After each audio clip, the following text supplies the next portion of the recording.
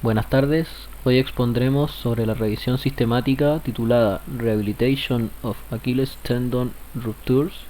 Is Early Functional Rehabilitation Daily Routine? A modo de introducción, el tendón aquiliano, tendón de Aquiles o también llamado tendón calcáneo, es el que soporta las fuerzas de tracción más importantes dentro del cuerpo humano. A pesar de esto, este tendón es el que presenta la mayor incidencia de lesiones de origen tendinoso de las extremidades inferiores. Esto podría explicarse ya que este tendón está constantemente sometido a estrés en las actividades de la vida diaria, como por ejemplo la marcha. Las rupturas parciales y completas de los tendones suelen ser consecuencia de una progresión del daño degenerativo. Los cambios degenerativos generan una reducción de la resistencia a estas fuerzas de tracción antes mencionadas y por consecuencia generan debilitamiento biomecánico de las unidades que componen a estos tendones. Hace 4 o 5 décadas, la necesidad de un tratamiento postoperatorio para la rehabilitación en la lesión del tendón calcáneo condujo a la búsqueda de diferentes estrategias de fisioterapia. Los protocolos tradicionales se basaban en el lema de inmovilización y removilización, en los cuales se proponía una fase inicial estricta sin carga de peso, con un yeso de inmovilización, el cual era colocado con el tobillo en la posición de tobillo equino. Sin embargo, en contraste con lo señalado anteriormente, la investigación reciente ha llevado a una fisioterapia más progresiva desde el principio, incluido el movimiento temprano y la carga temprana. Varios estudios recientes, que incluyen 2 metaanálisis, mostraron que la rehabilitación funcional temprana obtuvo respuestas subjetivas calificadas como excelentes por parte de los pacientes, los cuales se mostraban más conformes con el tratamiento y más esperanzados en una rehabilitación temprana. Además, no se encontró ninguna diferencia en las tasas de ruptura en comparación con la inmovilización. Incluso las diferencias en las tasas de ruptura entre los tendones de Aquiles tratados quirúrgicamente y no quirúrgicamente en los esquemas de rehabilitación tradicionales se compensaron cuando se trataron con rehabilitación funcional temprana. En un estudio llevado a cabo por Kearney y colaboradores, se propusieron 4 componentes principales de los protocolos de rehabilitación para la ruptura del tendón de Aquiles. Estos componentes eran el grado de flexión plantar, la duración del movimiento fisioterapéutico, el tipo de órtesis y la duración del tratamiento de la órtesis. Sin embargo, varios ensayos investigaron el papel de la carga de peso sobre las tasas de ruptura y el resultado funcional, sin diferencias significativas para las tasas de ruptura y el resultado funcional mejorado después de la carga de peso temprana inmediata. Bien, mientras que la flexión plantar es crucial para la aproximación de los 2 muñones del tendón de Aquiles en pacientes no tratados quirúrgicamente para permitir una curación adecuada del tendón en el sitio de la rotura, la flexión plantar en pacientes tratados quirúrgicamente está destinada a proteger el sitio de rotura suturado. En ambos casos se reduce la tensión general del complejo musculotendinoso.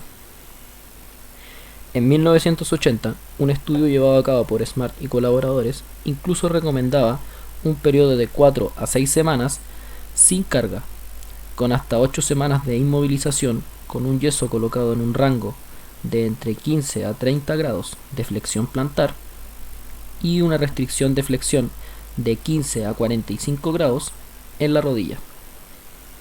Posteriormente, un estudio llevado a cabo en ratas determinó que el grado de flexión plantar no afectaba la curación del tendón, sino que aumentó la atrofia de las fibras musculares del músculo de la pantorrilla después de una mayor flexión plantar. Los enfoques más recientes de la ciencia básica y la investigación tradicional pudieron demostrar que largos periodos de inmovilización son desventajosos para la curación intrínseca del tendón de Aquiles, ya sea que se trate quirúrgicamente o no.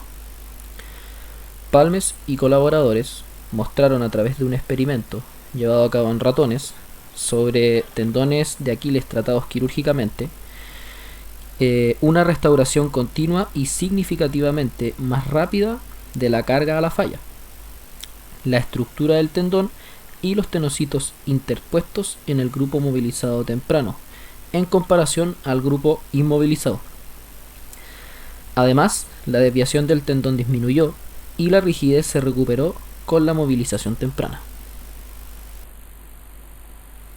Ahora bien, en el siguiente gráfico extraído de la revisión sistemática que nosotros estamos exponiendo en este momento, el cual muestra la relación entre la cantidad de protocolos en porcentaje que recomendaban una cierta cantidad de peso y que relaciona esta cierta cantidad de peso con la semana en la cual eran recomendados. Es importante señalar primero que nada que solo muestra la cantidad de protocolos operatorios y no operatorios, pero no muestra la cantidad de protocolos en donde el tratamiento a seguir no se especificaba. En base a esto, los resultados arrojaron que del total de protocolos, los cuales eran 243, 7 protocolos recomendaban que a la sexta semana se soporte un peso parcial, el cual corresponde al 2.9% del total de protocolos.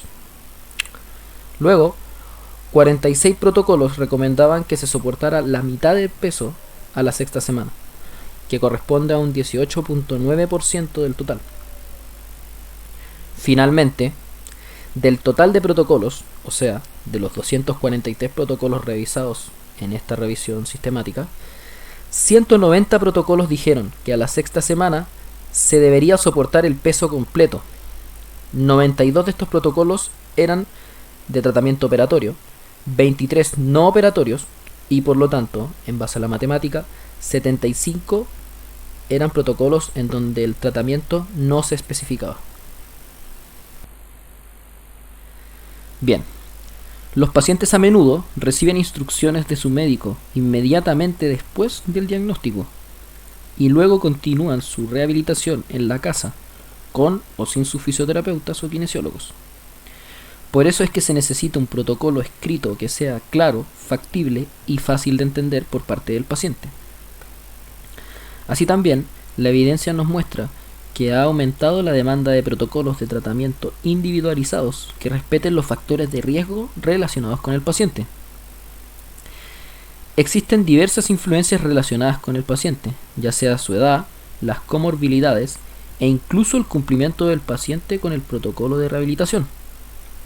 Todo esto influirá directamente en la curación del tendón al adaptar un protocolo de rehabilitación individualizado. En cuanto a las conclusiones de esta revisión sistemática, tenemos como primera conclusión que para mejorar la atención del paciente se deben realizar más estudios clínicos y biomecánicos respecto a este tema.